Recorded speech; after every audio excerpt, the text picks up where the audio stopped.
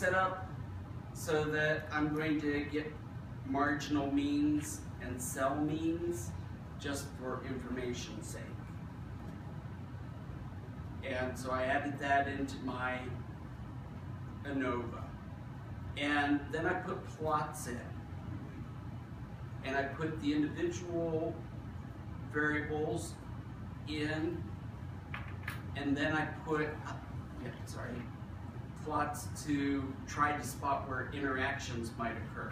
So I put one main effect, and then the other, one variable, and then the other variable plotted on the lines, separate lines. And then I did the other way around. Okay. So I've got my plots in. And then I ran this. And this is where I wish I could find an example, a good example where we had a significant interaction. And I looked for one, but I couldn't find one. But looking at my results, I have the corrected model overall is significant. So something's happening here. And did I double click the right? Looking at my interaction, it's not significant.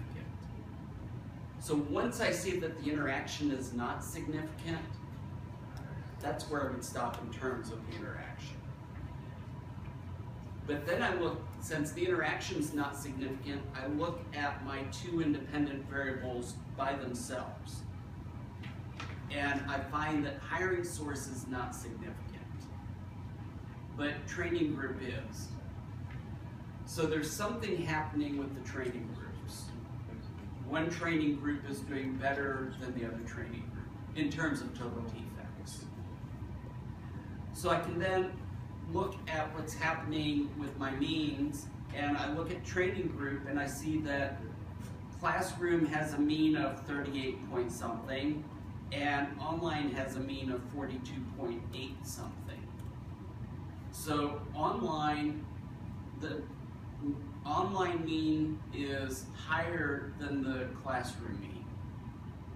So our variable is total defects. That means that the online group has more defects than the classroom group.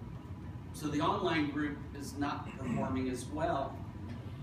And that's what's being reflected up here when we say the training group variable is significant. There's a difference between those two groups. That's really the only thing that's coming up significant in this analysis. So when we scroll down here, we look at hiring source, and they're all, let's see, 39.7, 40.7, 40.7. And they're only different a little further out. So there's not much difference in hiring source. Then when we come down to here and we look at these, classroom paired with hiring source, those are all in the 37.6 to 38.5 range. They're not very spread out.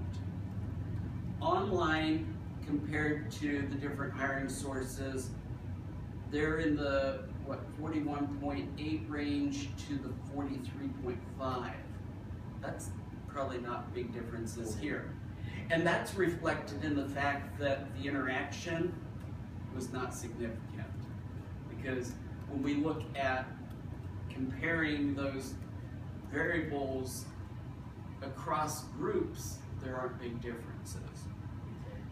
But when we look at this, we see that the classroom group, they're in the 37.6 to 38.5. The online group is in the 41.8 to 43.5 range. So we see that, yeah, there's this difference between classroom and online, even when we factor in the hiring source. So that's because we have that main effect. So that's really all we can say is going on with this analysis. Classroom and online are driving the effects. And so when we look at the graphics, yeah, we see that very apparently here. This one, when we look at it, there's not a huge difference, especially when we factor in that this is 39.75 and this is 40.75. That's a 1 point difference. It almost seems like it's the exact same thing as what we did before. Yeah, this is, I'm just rewinding it. Yes. No, I mean like the real first one. Like all the way in the beginning when we did it. Like before we did all the execute and change our own rules.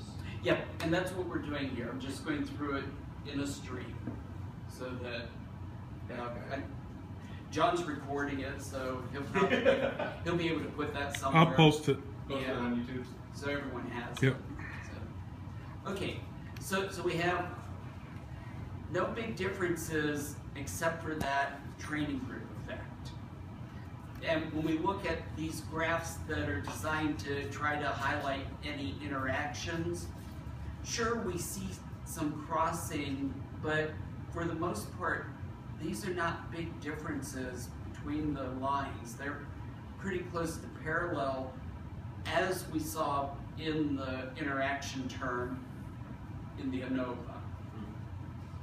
And then when we look at it from this standpoint, it's even more, it appears to be even more parallel.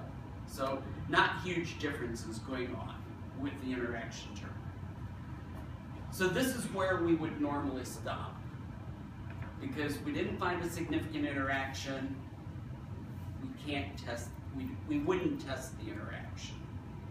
But just to show you that process for how to do it, that's why I went through and showed you we create that interaction variable. Now, what we can do, I've already got that interaction variable in there, so I'm going to analyze that real quick. The mechanics of how to set it up, we can really do at any time.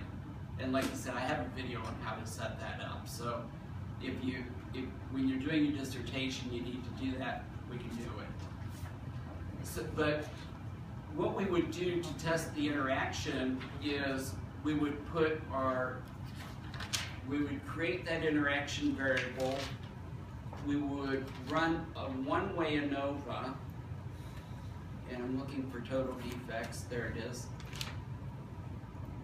And we would use our interaction variable that we would have to create as our fixed factor.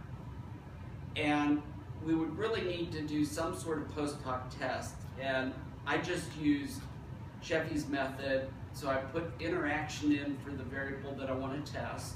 It's the only variable I have. And selected Sheffy's method. And I click continue. And then I run this. Now the problem is, since we had a significant main effect, this comes out significant. So we really carefully have to look at what's going on down here. And we'd have to do it along with the graphs from our original ANOVA.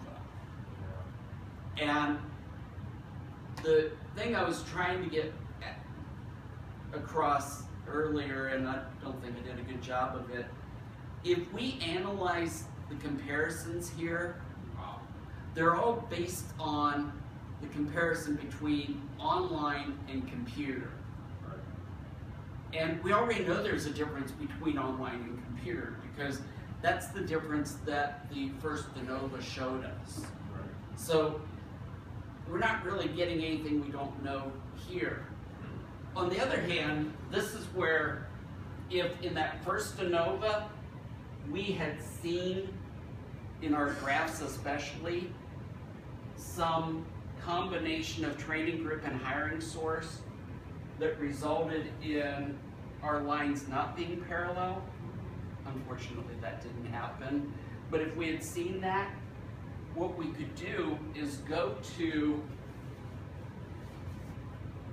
this and look for the specific places where we had a big deviation. And we could look in here and see if, what did I put over here, AC and PC? We would look to see if AC and PC were significantly different. And if this had been our real outcome, we more than likely would have a significant difference here. But unfortunately, that didn't happen in our example here. And I think that's part of the source of confusion for everyone. We're speculating what would have happened if in our original ANOVA we saw this. But since we didn't, our ANOVA to test the interactions is a mismatch. So if we had seen AC and PC be different, we would look up here what's going on with AC and PC, and we would see a significant result here.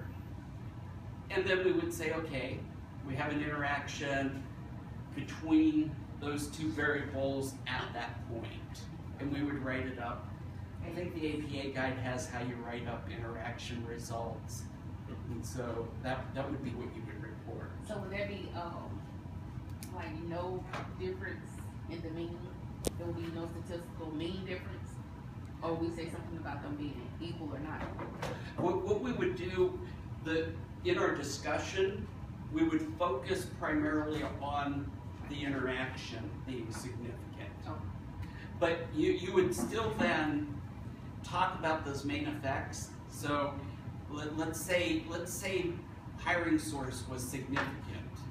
You would spend most of the time talking about the interaction, but then you would talk about, in addition to there being this interaction, we had a main effect on hiring source, and you would discuss what that means as well.